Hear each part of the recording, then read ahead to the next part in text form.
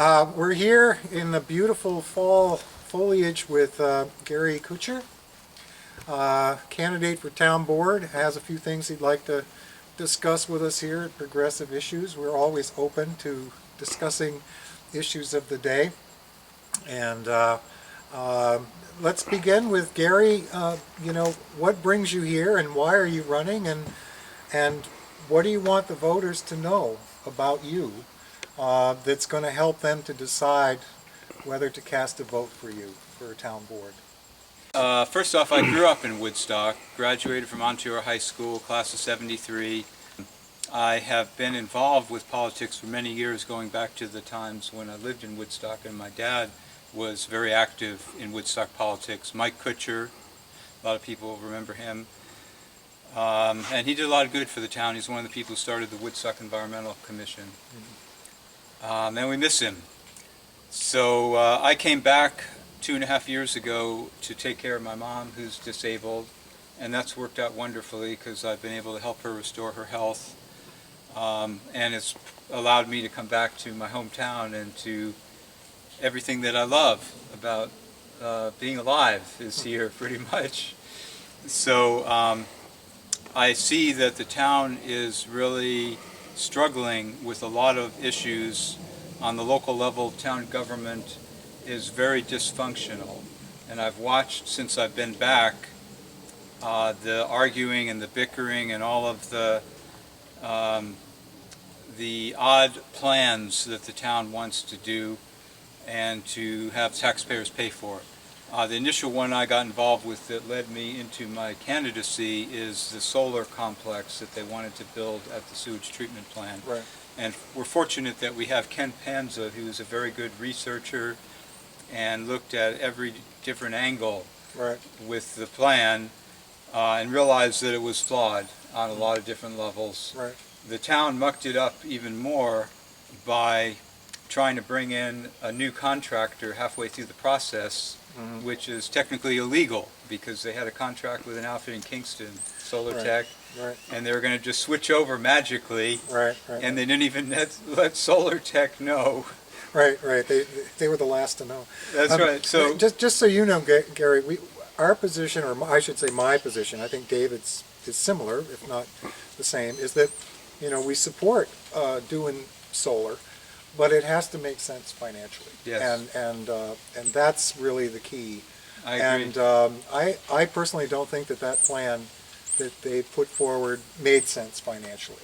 No. So they're on to hopefully doing something that's going to make more sense.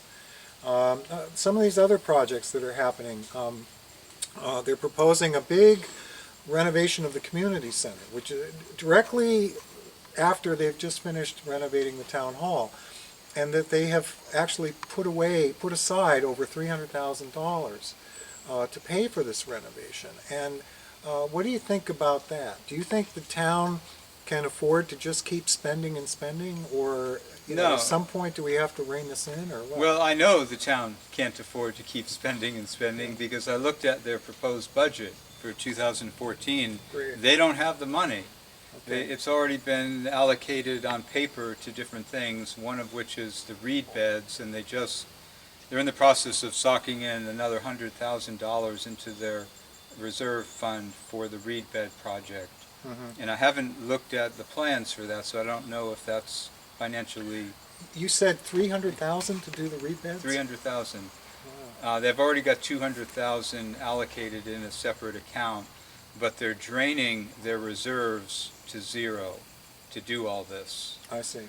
Because they have to stay within the state cap, which is a 1.7% increase. Yeah, 2% actually, I think. Well, it's a little less based on inflation. Oh, okay. But they have to do that by law, and so they're barely within that, and in order to succeed, they had to drain the reserves to meet that level. I see. So that's another good question, how they're going to come up with the money for that. The plan for the renovation of the community center, apparently, from what I've seen, would involve contributions from people in the community. That's the only way they could do it. So they're talking about selling $100 bricks they're saying $100,000 minimal.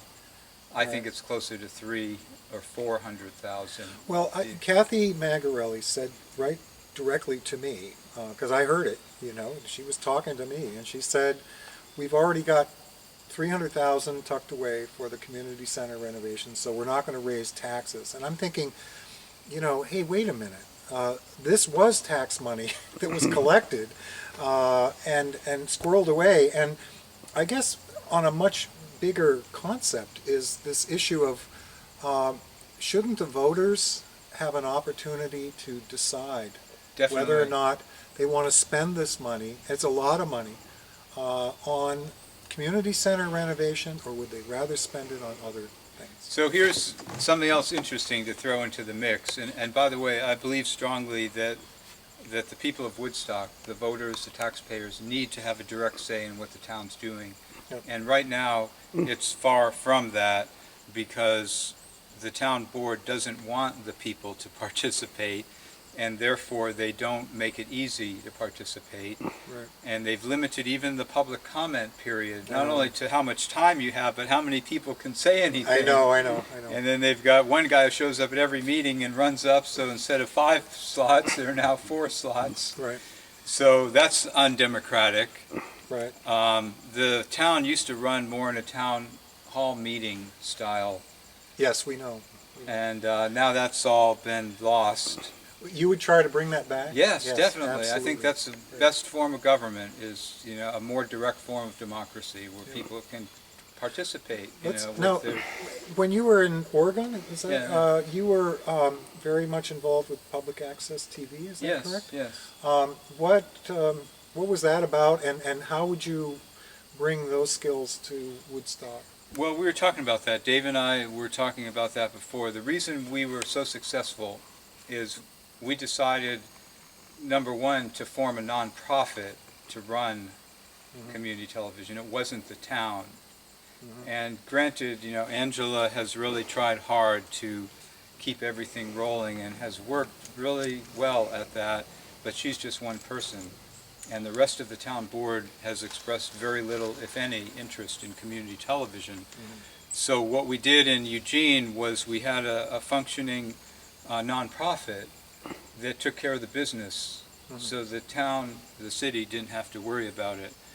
And so I know that was attempted here in Woodstock and was snuffed out by Jeremy when he was supervisor, and we could go into the story at length if Well, we there's wanted to. always been the issue of how much of the franchise fee gets allocated to the public access, and they collect somewheres upwards of $75,000 a year, I think. More it than is. that, 120 now. 120.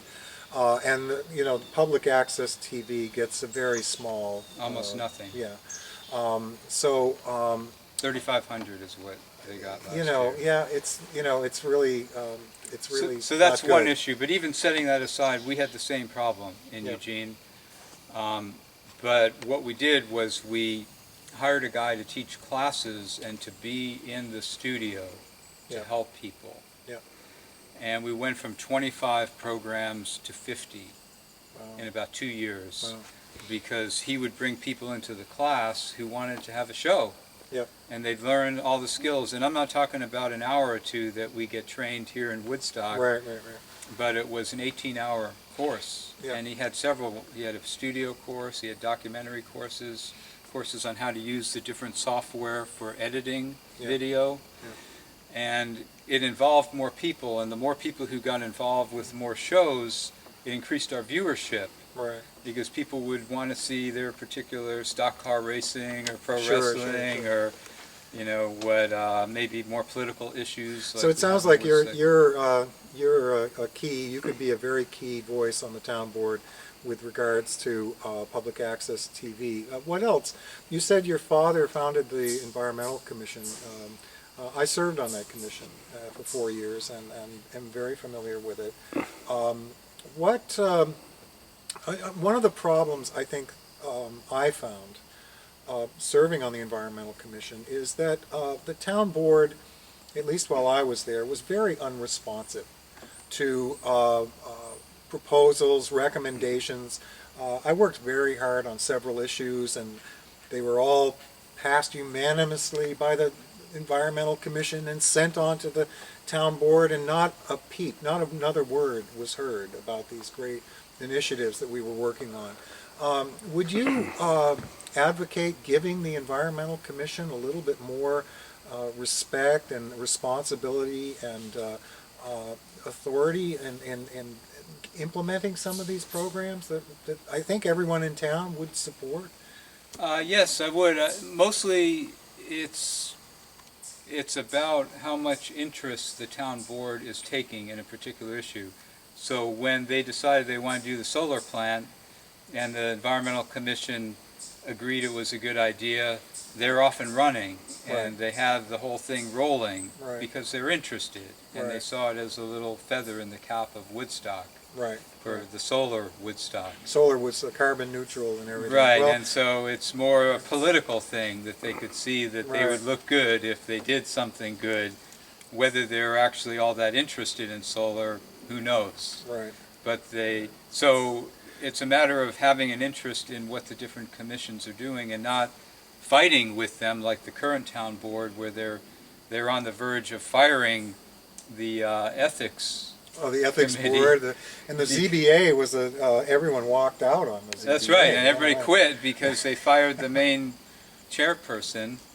When we talk about volunteers on the show, we spell it with an A, so it's volunteers, T-E-A-R-S, and it's brutal. I mean, for some, if you're not politically in the club, so to speak, and you volunteer and you get on one of these groups, it's the politics can make it very difficult and very discouraging to serve. Well, and it's discouraging for the townspeople at large. Yeah. Because when I've been out, I've talked with literally hundreds, if not thousands, of people at this point. Yeah, good. And what I hear over and over again is people saying, "You're crazy to be even wanting to try to be involved with those lunatics." Why are you running? You're just offering a headache to yourself, you know. And so, and when I say, "Well, why don't you help?" they'd say, "I won't come anywhere near that group," because they're so dysfunctional. And so they've turned off people in the community from wanting to be involved. So possible volunteers are either burnt out from not getting taken seriously, or else hearing horror stories about their friends being burnt out. And so there's very little town spirit, let's say. So you think you can bring a breath of fresh air to that particular cloud, dark cloud that hangs over the town? That sounds great. Well, I think when you open up your government to participation, then people, and you respect the people who are participating, then the people will take you more seriously, and they'll want to be involved. And that's been my experience generally. And usually, what seems to be lacking is some sense of leadership here, that there aren't a lot of people who want the townspeople involved. The current board doesn't. They prefer just to have their little meetings and closed-door sessions where they come up with their plans and then present it and rubber stamp it and move on. They don't want problems of people coming to their meetings and complaining. But ironically, that's what's ended up happening, is the people who aren't getting their concerns addressed are going to the meetings and yelling at the town board. Really? They're yelling? I haven't seen any I've town board meetings in a while. This harkens back to the day when I used to go and Dave used to go to every one of the meetings. And well, it's a small group. And it's the people who've been totally rubbed the wrong way and have been told so many times that something's going to be done and it hasn't been done. That now they figure they have to... Like the highway garage and the leaks in the roof and the